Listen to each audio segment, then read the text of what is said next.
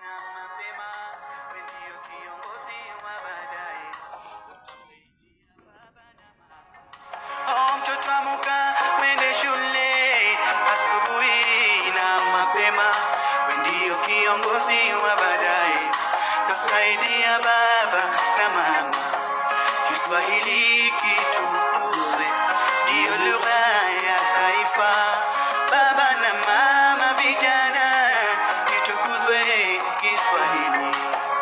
Kiswahili kitukuzwe. Assalamu alaikum. Karibu tena kwenye uchambuzi wa methali, na tutachambua methali chanda chema uvikwa pete.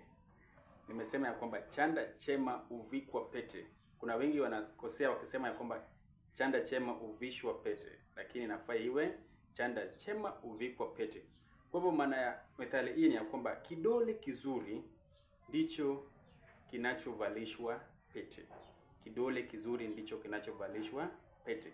Kwa hivyo matumizi yake ni, methali hii inaweza kutumiwa kueleza kwamba angalau tuzo huendea mtu mwenye sifa nzuri.